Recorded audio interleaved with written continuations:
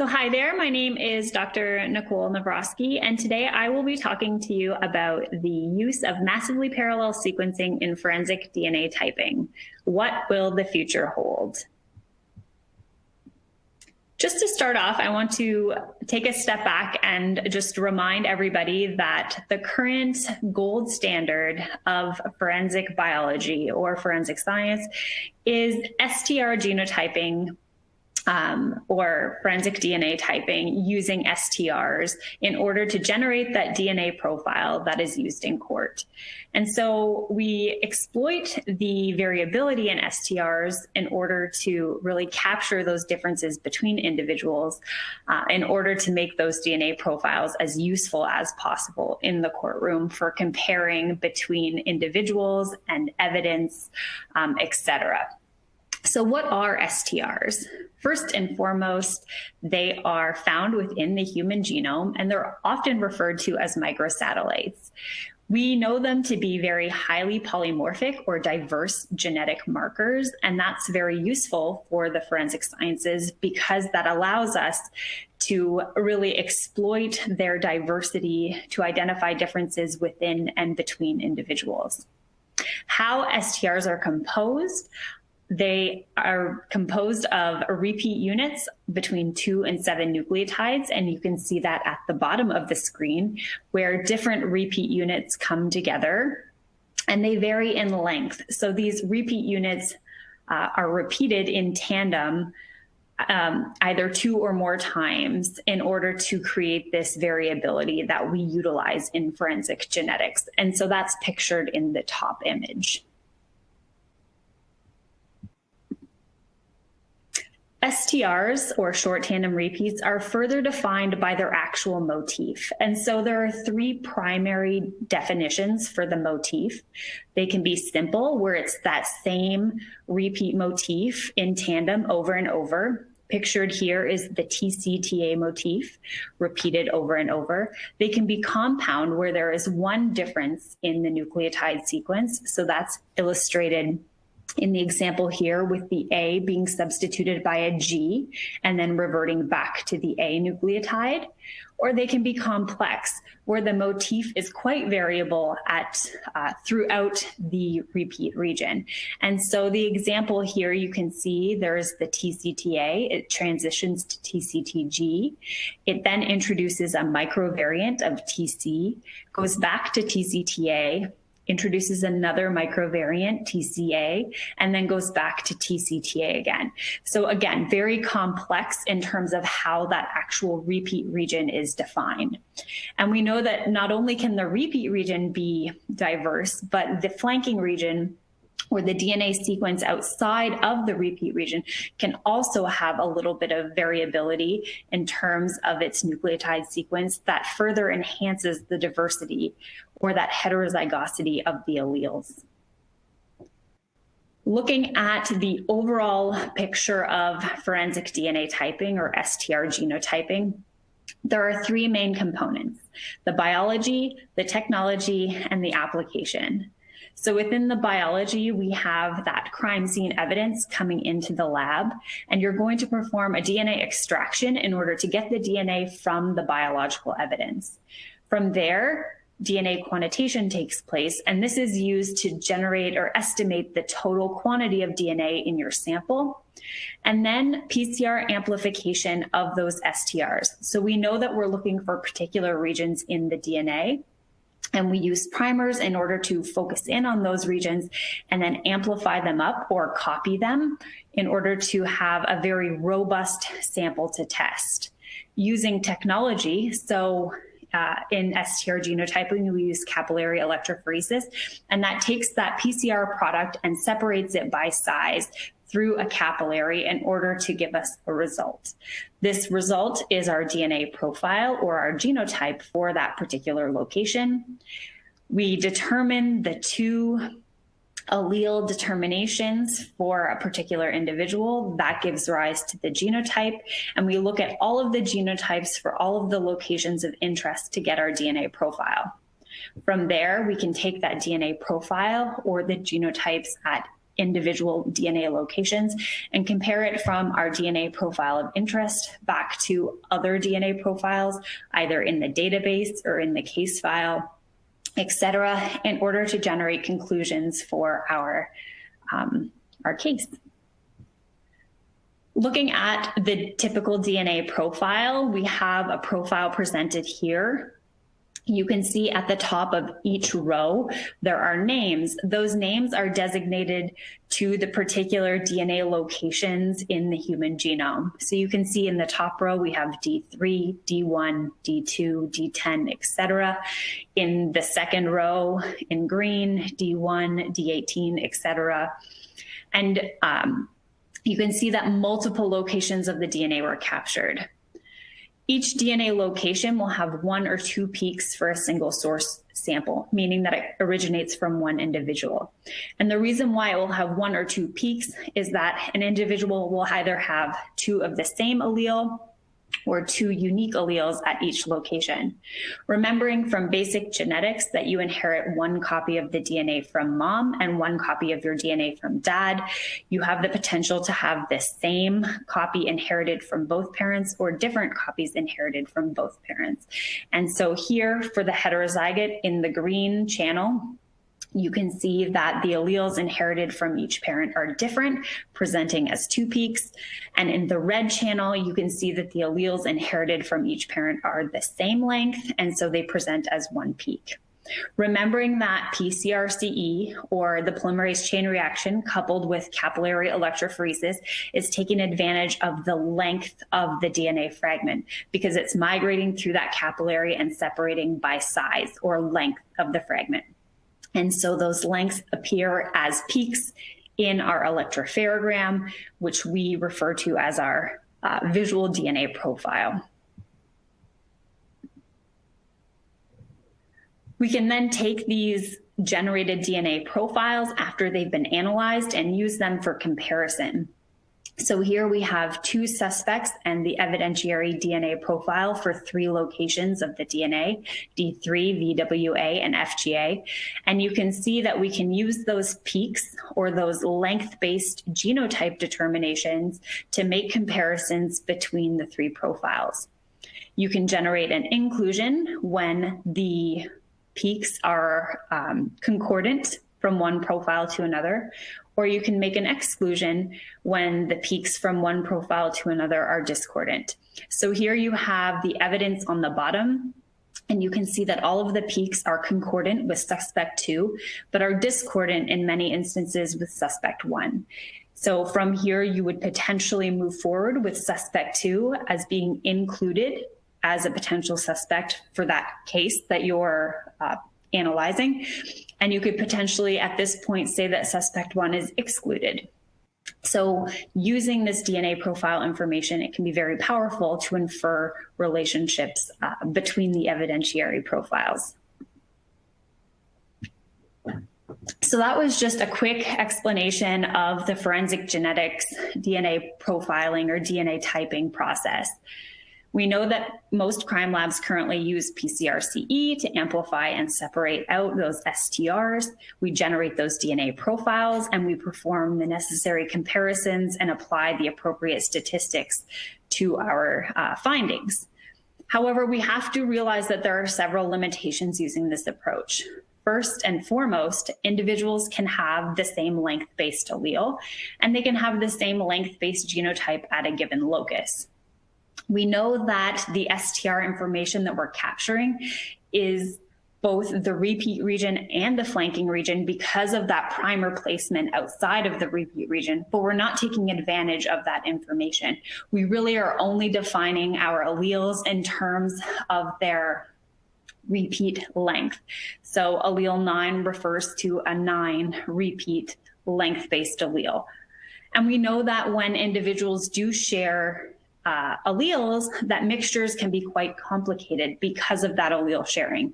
And so our interpretation abilities become severely impeded when any type of allele sharing occurs at a location or at multiple locations in the DNA profile. So an alternative to PCR-CE is massively parallel sequencing. It is considered to be a high throughput approach to DNA sequencing, and it's also commonly referred to as next generation sequencing in the literature. And why it has potential to improve upon our current gold standard or our current PCR-CE methods is that it generates a lot of DNA using a relatively comparable or minimal amount of DNA input. And what happens essentially with the MPS, or the massively parallel sequencing workflow, is that you're sequencing a large number of genomic targets, so many locations of the DNA simultaneously for many individuals in one single reaction. And you end up with a large amount of DNA data at the end of the sequencing reaction. And you can apply MPS, or massively parallel sequencing, to the same types of markers that PCR-CE is commonly utilized for. So we can look at those amplicons, or those small fragments of DNA that we need to look at for forensic DNA typing.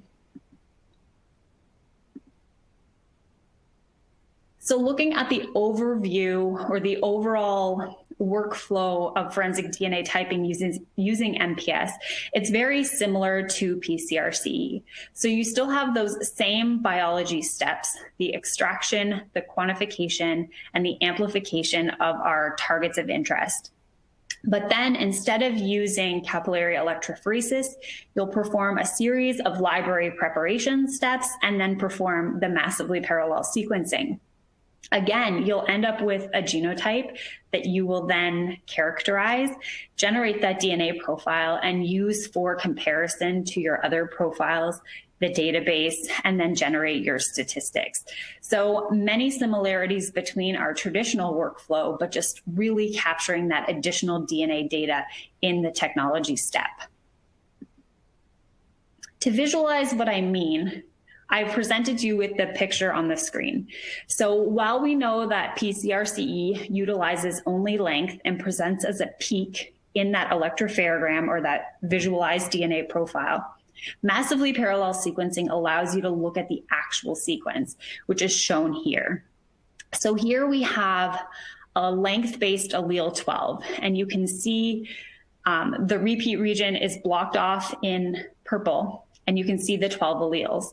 But you can also see with the purple arrow that there is variation in that repeat region, changing the allele 12 from being one allele to now two alleles, because there are two possible explanations from a sequence-based approach to account for that repeat region. And then if you go further out to the orange arrow, you can see that there's flanking region information, taking that original length-based allele 12 from one to now three possibilities. So MPS really allows you to enhance your knowledge about the allele at every location that you're looking at. So what exactly is sequence variation? So I've shown you a picture, but that doesn't really tell you what it is. We're really talking about any difference in nucleotide sequence in the amplicon or DNA sequence of interest. So it can be a single SNP or single nucleotide polymorphism difference. Here the example goes from an A to T, or it can be a repeat difference where the SNPs have manifested in a different combination from one original motif structure to a new structure. So here the repeat difference is for an allele length-based 7, where it goes TCTA2, TCTG3, TCTA2 to now TCTA1, TCTG4, TCTA2. And so you can see that the combination of that motif has changed, even though the pattern is still the same. Taking that a step further, and why this is really valuable for our interpretation, is that if you have an individual that has a 14-15 allele using capillary electrophoresis, you're going to see the 14-15 peak demonstrated on the right side of the screen. And so the 14 allele is simply a 14, the 15 allele is simply a 15. But if you introduce any type of sequence variation for either the 14 or the 15, that now increases the diversity of those alleles. So for example, here we have 3 potential motifs for the 14 and 5 potential motifs for the 15 allele.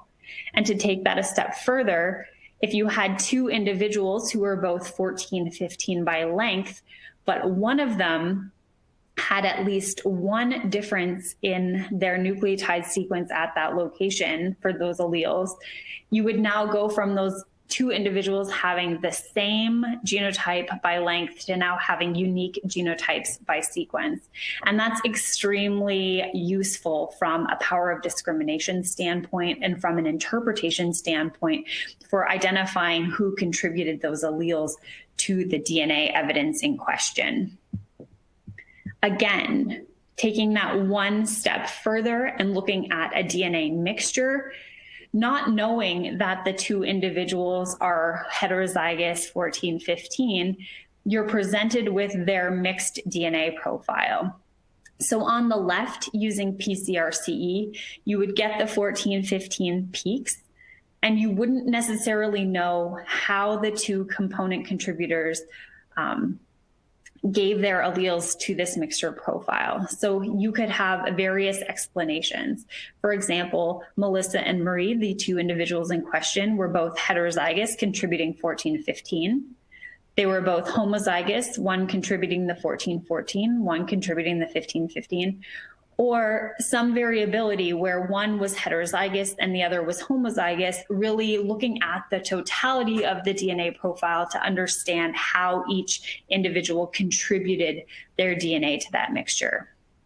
In contrast, massively parallel sequencing, because of the informativeness in that sequence diversity, then allows you to make an elimination of one possibility and to better understand the quantitative nature of the profile.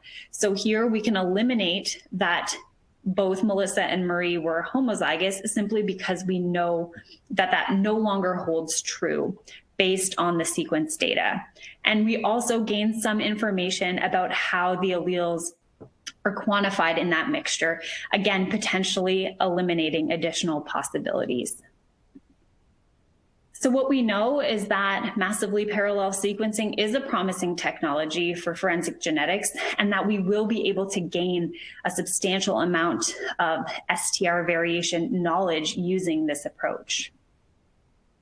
So I just want to spend the next few slides talking about a characterization study that was conducted to look at our commonly used STRs to understand how sequence diversity can be of use in forensic genetics. Excuse me. So we looked at sequence variation for 59 STRs, 27 autosomal, 7 X STRs, and 25 Y chromosome STRs. And this included all of the core CODIS loci.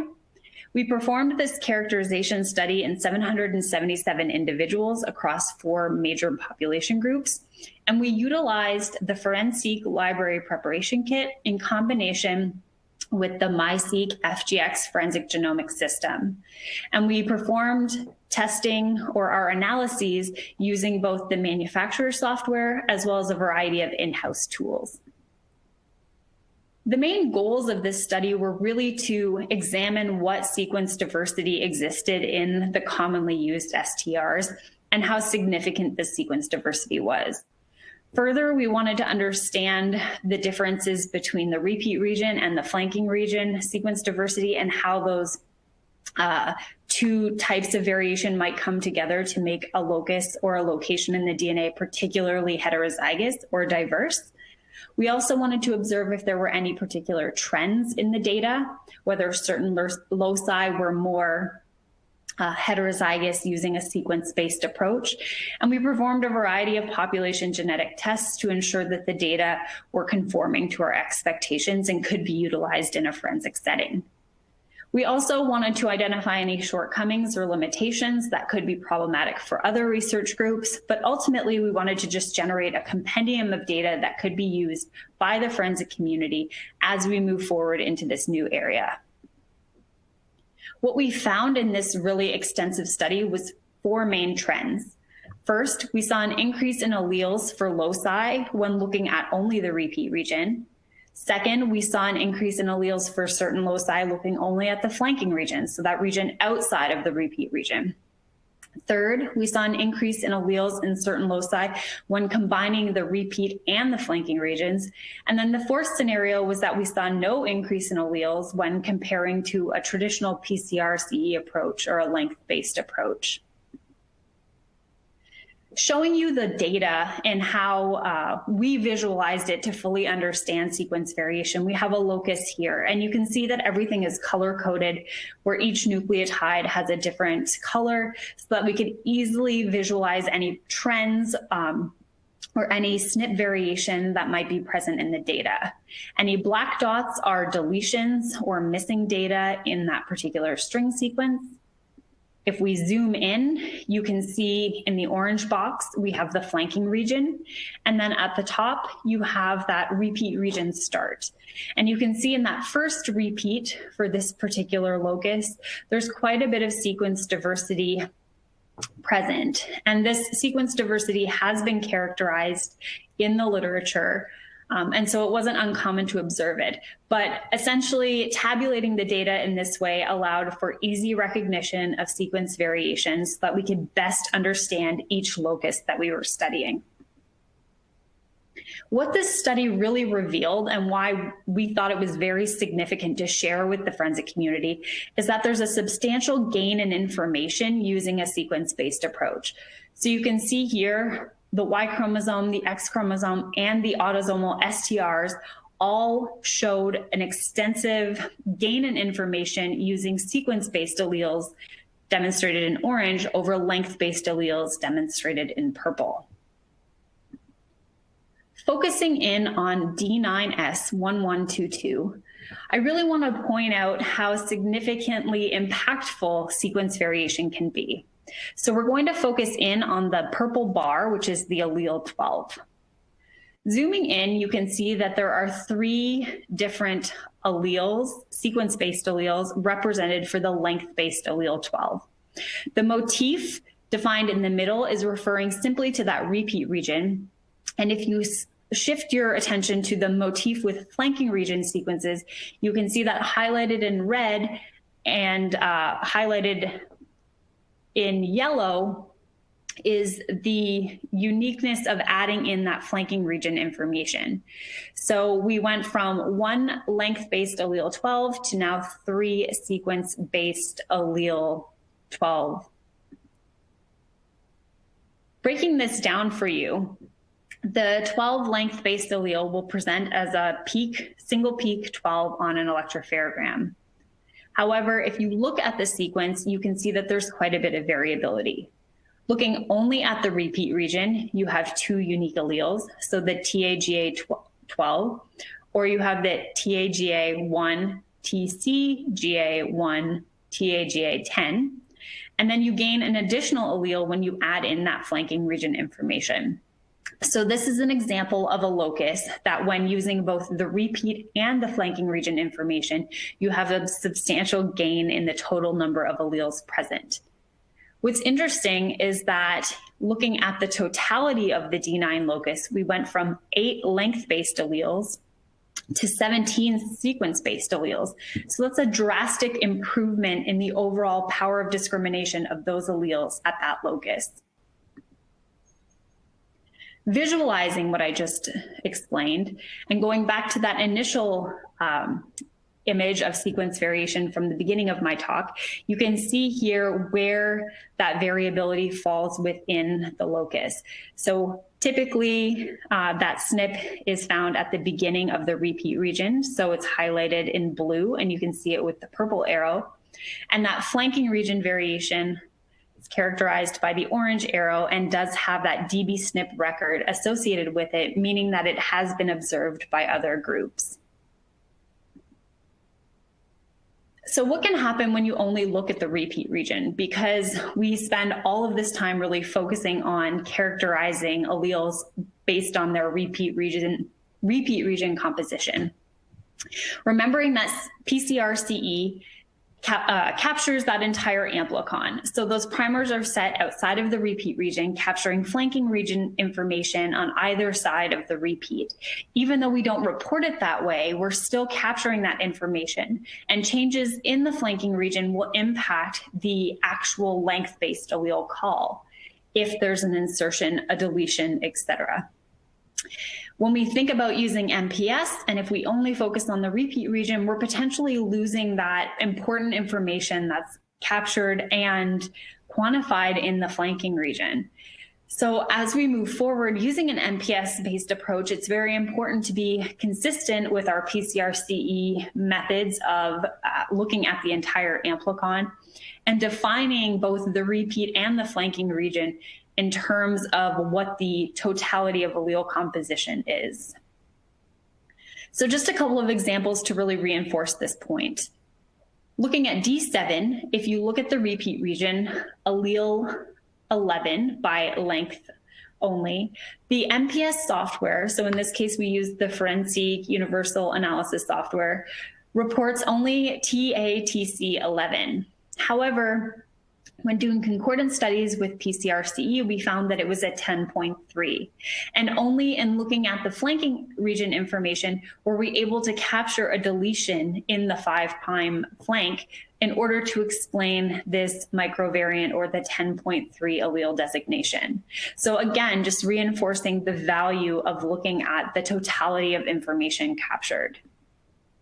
Another example, looking at D22, the 15 allele, the forensic software denoted just the repeat region, calling it a 15, whereas concordance data with capillary electrophoresis and then using our in-house tools demonstrated that it was actually a 15.1 because of an insertion in the 5' flank of the amplicon. So again, just stressing the value and importance of looking at the totality of the amplicon information. As I come to a close, I want to just bring your attention to the population genetic consequences of using an MPS-based approach. Really, we're gaining so much information in terms of the diversity of alleles using an MPS-based approach, but it will also strengthen our statistical support for our profiles in terms of the rarity of particular alleles and then the rarity of the overall profile. And then looking at population-specific differences and inferring potential ancestral information from the unique sequences or the rare alleles that we're capturing in actual casework. So here I presented just looking at the overall random match probability of the autosomal loci from a length versus a sequence-based approach. And you can see that there are multifold differences within each of our 4 populations using either approach. Taking that a step further, there are obvious markers that either drastically increase the diversity of a DNA profile and have a significant impact on the rarity of that profile and therefore impact the random match probability. And there are other loci where we learned didn't have any real advantage using a sequence-based approach.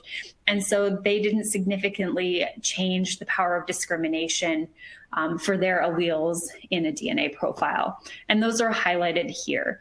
So for a sequence-based improvement, you have certain alleles highlighted in green that are really going to take your DNA profile to the next level in terms of power of discrimination, and then highlighted in red where there is no significant gain in information using those loci because their length-based designations seem to be sufficiently powerful or sufficiently useful for inferring the rarity of those alleles. Some final thoughts. just pulling all of this information together, we know that using a length-based approach, PCR-CE is a robust way to generate a forensic DNA profile. However, as we continue to push the boundaries of our sequence-based research, it's very important to keep in mind that a sequence-based approach does offer significant promise and potential for advancement in our field of forensic genetics. Looking at the overall improvement of diversity or variation at particular loci. In the study that I talked about in this presentation, we saw an increase in 644 alleles using a sequence-based approach, and that is extremely significant. That just speaks to how much information that we're not capturing using PCR-CE.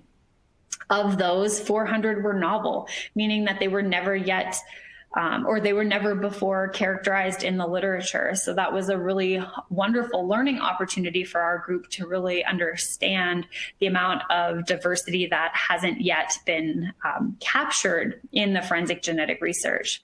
And then finally, it allowed us to identify that certain loci aren't substantially more powerful using a sequence-based approach, and that potentially we have the opportunity to explore new loci that might better aid us in our complex interpretations moving forward. But as the literature has supported, there have been continued efforts to characterize our forensic loci using a sequence-based approach, and there is a compendium of data, including the STAR-Seq database housed by the National Institute of Standards and Technology, available to really understand the sequence diversity in our loci. A great publication that highlights what I discussed in today's talk came out in 2016. So please check out that publication if you're interested in learning more about exactly what our study entailed, and just to provide you with a variety of resources in better understanding sequence diversity. And I'd just like to thank my team at the University of North Texas Health Science Center, where I completed my doctoral studies and did the totality of the data presented in this talk, as well as Illumina and the National Institute of Justice, who supported this research.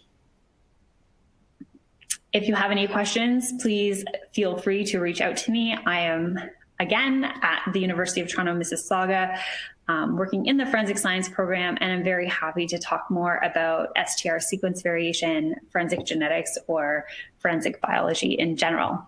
Thank you.